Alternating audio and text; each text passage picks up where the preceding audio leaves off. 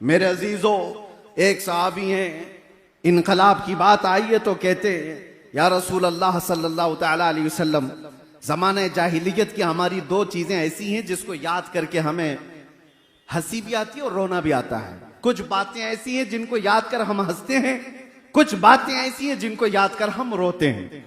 उस सहाबी ने जब ये कहा, मेरे आका सल्लल्लाहु तआला अलैहि वसल्लम पूछते हैं कौन सी बातें जिस पर तुम रोते हो और जिस पर तुम हंसते हो? वो सहाबी कहते हैं हंसने की बात तो ये है कि हमें अक्ल और शऊर नहीं, हमको किसने पैदा किया, हमारा राज़िक कौन है, हमारा खालिक कौन है, इसका शऊर नहीं था। तो हमने अफवाहों पर यकीन करते हुए अपने अपने खुदा बना लिए थे। आटे के खुदा बनाते थे और आटे का खुदा बनाकर सफर में भी लेकर के चलते थे। तवज्जो चाहता हूं। और वो सहाबी कहते हैं जब रास्ते में कभी खाना खत्म हो जाता तो हमारे खुदा का कभी हाथ तोड़ के खा लेते थे। आटे का तो था, खाने की चीज थी। कभी पैर तोड़ के खाते और ज्यादा भूख लगे तो गर्दन भी तोड़ के खा लेते थे। वो खुदाओं के साथ ये हश्र करते थे। वो सहाबी कहते हैं आज जब हमें ये बात याद आती है तो हंसी आती है कि हम जिसकी इबादत करते हैं उसी को तोड़ के खाते भी थे। और दूसरी बात वो सहाबी कहते हैं या रसूल अल्लाह सल्लल्लाहु अलैहि वसल्लम, वो बातें जो याद करके हमें रोना आता है। वो कहते हैं मेरे खुद की 5 बेटियां पैदा हुई हैं और हर बेटी को मैंने कब्र खोद करके दफन कर दिया। आखिरी बेटी बड़ी हो गई थी। मेरे सफर में जाने के वक्त, मैं तिजारत के सफर पर था, मेरी बीवी ने बताया नहीं और बेटी पैदा हो गई। मां कैसे मारे? 4 बेटियों को तो मैं पैदा होते ही गर्दन मरोड़ कर खत्म कर चुका था।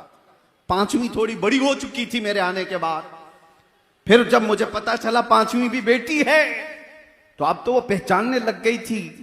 लेकिन मेरा दिल इतना सख्त था कि मैं उस पहचानने वाली और मुझे बाप कहकर पुकारने वाली बेटी को भी घसीटता हुआ ले गया और उसकी चीखों को नहीं सुना, कब्र खोदा और उसको जिंदा मैंने दफन कर दिया। उसकी चीखें मेरे कान को आज भी अंदर गूंजती हुई नजर आती हैं। रसूल पाक सल्लल्लाहु तआला अलैहि वसल्लम के पास वो आकर कहते हैं जब जमाने जाहिलियत की यह बात हम याद करते हैं तो सेना कलेजा मुंह को आता है, दर्द होता है कि हमें अल्लाह ताला ने बेटियां दी थी तो हम ऐब समझते थे। किसी के घर में बेटी पैदा हो जाना यह ऐब था। या रसूल अल्लाह, आप जो तशरीफ लाए, आप जो तशरीफ लाए, मिंबर पर खड़े होकर मेरे मुस्तफा ने फरमाया जिसकी एक बेटी हो और वो उसे हुस्न अदब देकर सही जगह शादी कर दे, मेरे आका फरमाते मैं उसका हाथ पकड़ करके जन्नत में ले जाऊंगा। दुनिया वालों आज भी सुनो, जो नाक भौं सकेड़ते हैं, आज भी बेटियों के पैदा होने पर आज भी अज़मत मुस्तफा सल्लल्लाहु तआला अलैहि वसल्लम एक बार पढ़ो तो समझ में आ जाए। हम हिंदुस्तान में रहते हैं, आपको पता है यहां पर कानूनी जुर्म है किसी के भी हमल के अंदर कोई चीज डॉक्टर बता दे। 5 महीने 6 महीने का जब हमल हो जाता है तो डायग्नोस किया जाता है, सोनोग्राफी होती है, सीटी स्कैन होते हैं। डॉक्टर्स इतना तो मालूम कर लेते हैं कि पेट में बच्चा लड़का है कि लड़की है, लेकिन पूरे हिंदुस्तान में आप देख लें ये गैर कानूनी मालूम करना। क्यों? इसकी वजह क्या है? हमने तो हमारे कुछ साथियों से पूछा इंग्लैंड वगैरह में, कहा कि वहां तो डॉक्टर्स बता देते हैं कि बच्चे के आने की तैयारी कर लें। कहा हमारे यहां तो बहुत बड़ा जुर्म है, हॉस्पिटल्स में लिखा हुआ होगा कि अगर पूछ भी ले तो उस पर कानूनी जुर्म का मुकदमा दायर हो सकता है, उस पर फाइन है कि पेट में क्या है।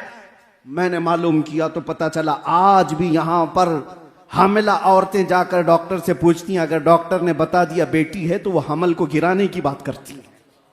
आज भी ये इस तरक्की याफ्ता दौर में जब ये बातें हैं, कानून क्यों है आज कि हमल के अंदर जो चीज मौजूद है पेट के अंदर बताना गैर कानूनी क्यों है? इसलिए कि आज भी वो मानसिकता के लोग मौजूद हैं जो पेट में बच्ची को पाते ही 5 महीने और 6 महीने का हमल अबॉर्शन करा दिया जाता है, गिरा दिया जाता है।